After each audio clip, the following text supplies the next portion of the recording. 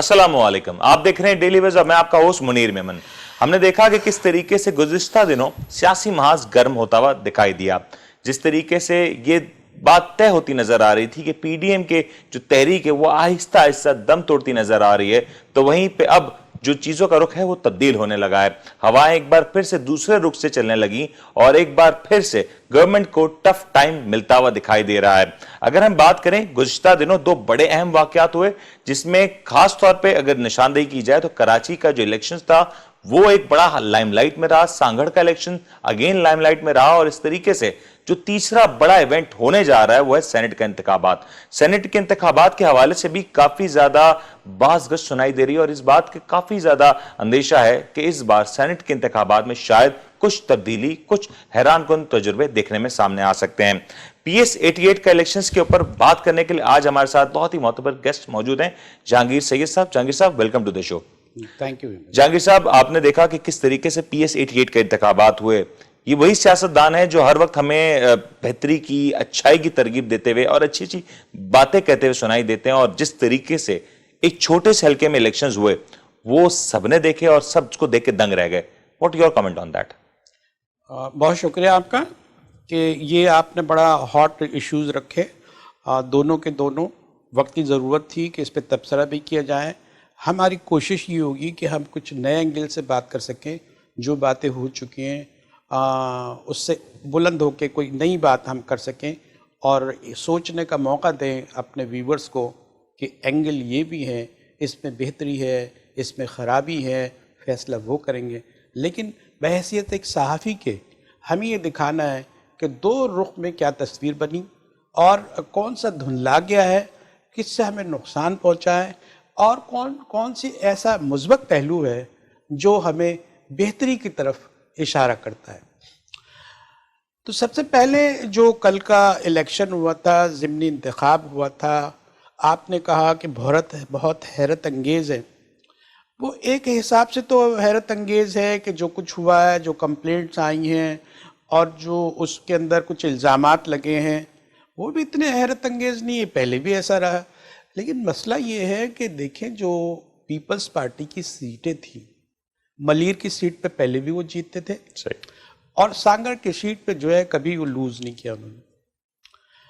तो उन्होंने अपनी सीटें निकाली है जिसका उनको इम्कान भी था। हाँ, ये ज़रूर था कि अगर हम कंपैरेटिव 18 का इलेक्शन देखें तो उसके अंदर जो डिसऑर्डर हुआ, PTI आगे आई, उसके काफ़ी यहाँ कौमी असम्बली के मेंबर भी बने, सूबा असम्बली में भी तादाद बढ़ी, लेकिन अब उन्होंने उसको हासिल कर लिया जो कुछ वो उम्मीद रखते थे।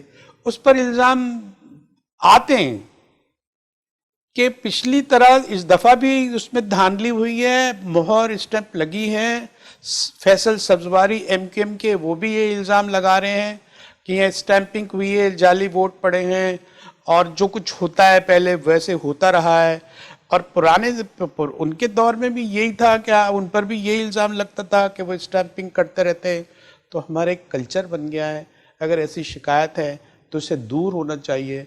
और अगर जिस तरह के देखा हमने कि दो मुतारिब ग्रुप आपस में लड़ पड़े, PTI के जो हैं हमारे हलीम आदिल शेख साहब, वो लड़े हैं, उनकी ज़मीनें टूट गई हैं। अब उनका ज़ाती मसला भी था कि उनकी जो उनका शैले है, वो ज़मीनें उनके पास थी वो टूट गई हैं। उस पर वो गवर्नमेंट ये कहती है कि 30 साल के लिए हमने ज़राअत के लिए दी थी, आपने हाउसिंग स्कीमें कायम कर ली हैं, आपने अरब खरब रुपए कमा लिए।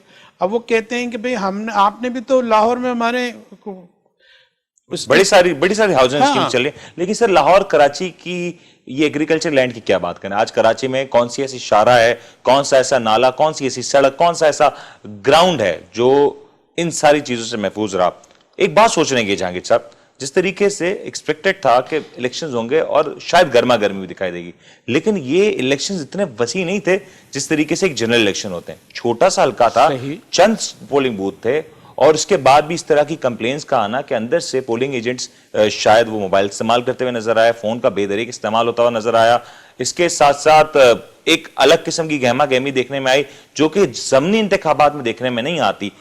یہ اس بار تو جو فورسز تھیں وہ بھی پولنگ ایجنٹس کے اندر باہر موجود نہیں تھی. سیاسی جماعتیں جو الیکشن میں حصہ لے رہی تھیں اسپیشلی کراچی میں وہ بہت خوفزدہ تھیں. وہ پی ٹی آئی والے یہ چاہتے تھے کہ کسی طرح اس طرح ڈس آرڈر ہو جائے, اس میں بھی ان کی سیٹیں نکل آئیں تو وہ یہ بتا سکیں کہ آپ کی اتنی تحریکیں کی, آپ نے اتنی کوششیں کی, ہم تو وہیں کے وہیں کھڑے ہیں. اس لیے ان کے لیے بھی پی پی پی کے لیے مسئلہ تھا کہ ان کی ہوم سیٹ جو ٹھیک تھی ہمیشہ سے جو ان کے پاس رہتی تھی وہ لوز نہ کر جائے. اس لیے یہ لوگ بہت حساس تھے اس موضوع پہ, ان کو ہر ہتھ کنڈا کرنا تھا, اس کے امکانات پورے تھے. شکایتیں بھی ایسی آ رہی ہیں. اب حقائق تو الیکشن کمیشن کا کام ہے کہ وہ جائزہ لے کیا ہوا کیا نہیں ہوا, لیکن آج کی زمینی حقیقت یہ ہے کہ 2 سیٹیں پیپلز پارٹی جیت چکی ہے اور اس کا غیر سرکاری اعلان بھی ہو چکا ہے. ایک پشین کی سیٹ ہے, جے یو آئی نے جیت لی. ظاہر ہے کہ وہاں جو ہے وہ جے یو آئی کے لوگ ہیں, لیکن سب سے ایک نئی چیز آئی ہے, تحریک لبیک جو ہے سیکنڈ نمبر پہ جی ایوالو ہوتی نظر آ رہی ہے. ہاں, لیکن اس میں یہ ہے کہ اب وہ آئی ہے.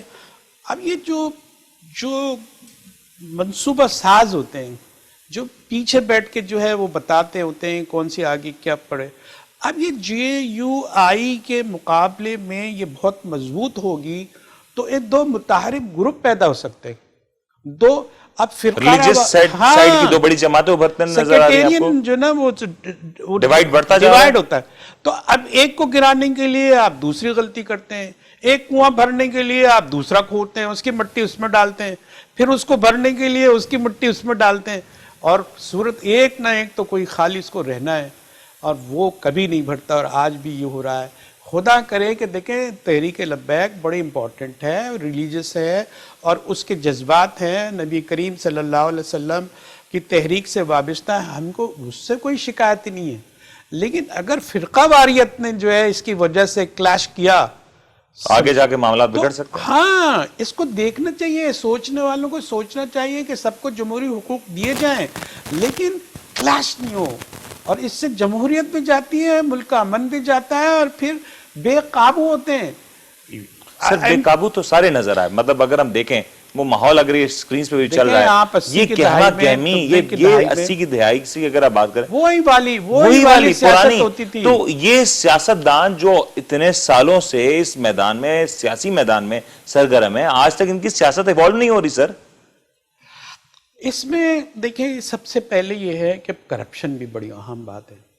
جب آپ یہ دیکھتے ہیں کہ آپ کے پاس ایک اپارچونٹی کے طور پر, بزنس اپارچونٹی کے طور پر لیتے ہیں, یہ جو بھی الیکشن لڑتے ہیں کروڑوں اربوں روپے خرچ کرتے ہیں, کلچر چینج کرنے والے کی ضرورت یہ ہے کہ جو ٹھیک کرنے والے ہیں, جن کی ذمہ داری ہیں, وہ سب سے پہلے وہ تو آنےسٹ ہونا چاہیے.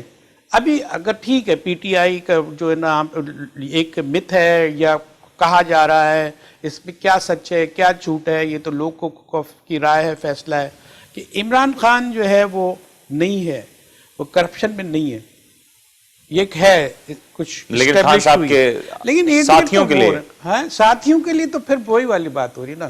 ایک پر الزام آ گیا کہ وہ صادق اور امین نہیں ہے اگر, تو اس کو آپ جو ہے وہ سینٹ میں سیٹ دے رہے ہیں. بھائی کم ہیں کیا, ہزاروں لوگ ہیں آپ کے پاس, آپ تو جیتے ہوئے لوگ ہیں, کیا کمی ہو سکتی ہے.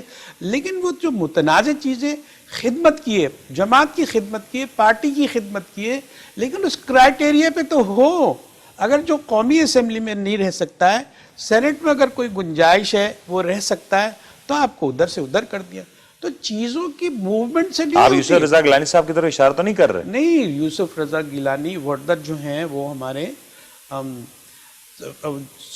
کیا نام ہے ان کا, واردر جو ہیں, فیصل واردر, ان کی طرف یہ کر رہے ہیں کہ وہ جو ہے ان کا ابھی وہ آنا چاہیے, ورڈکٹ آئے گا, کورٹ کا ورڈکٹ آئے گا, یہ بتائے گا کہ وہ جو ہے ان کی سٹیزن شپ جو ہے وہ ٹھیک پاکستانی بھی ہے, لیکن جب انہوں نے ڈکلیئر کیا تو اس میں جو ہے انہوں نے کچھ اور لکھ دیا, امریکن میں چھپایا, تو اس کا فیصلہ ہے لوز کر سکتے ہیں. دراصل آپ یہی کہہ رہے ہیں جو کلچر کا جو چینج ہے وہ شاید وہ یہی ہے کہ 80 کی دہائیوں میں کلچر یہ تھا کہ کرپشن کرنے کے لیے شاید سیاست میں آیا جاتا تھا, اور اب صورتحال یہ ہے کہ کرپشن کی بھی اس کو بچانے کے لیے سیاست میں آ رہے ہیں. ہاں یہ بات بھی ہے, اور یہ مسئلہ یہ آپ تو ڈین بن گئے نا بڑے بڑے, اب تو کرپٹ جو ہے نا مافیا کے ہیڈ جو ہے نا وہ جو اس کو چلاتے ہیں بڑے ماہر انجینئرنگ ہے ان کے پاس.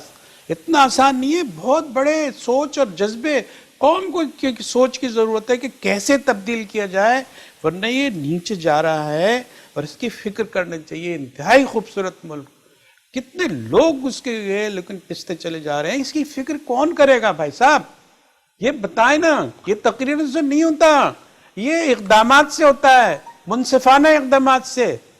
سر آپ نے فکر کی بات کی, فکر تو ہے, یقینی طور پہ فکر ہے اس وقت پاکستانیوں کی, فکر ہے اس وقت شاید کہ آنے والے دنوں میں اگر یہ رجحان رہتا ہے تو یہ معاملات مزید خراب ہوں گے, اور آنے والے جو جنرل الیکشنز ہیں یہ دیکھنے کے بعد یہ بات شاید کافی زیادہ یقینی ہوتی جا رہی ہے کہ آنے والے جنرل الیکشنز کافی زیادہ خوفناک اور اس میں بہت کچھ خرابیاں ہو سکتی ہیں. بریک لیتے ہیں, بریک کے بعد واپس آتے ہیں اور اسی پہلو پہ مزید ڈسکس کریں گے.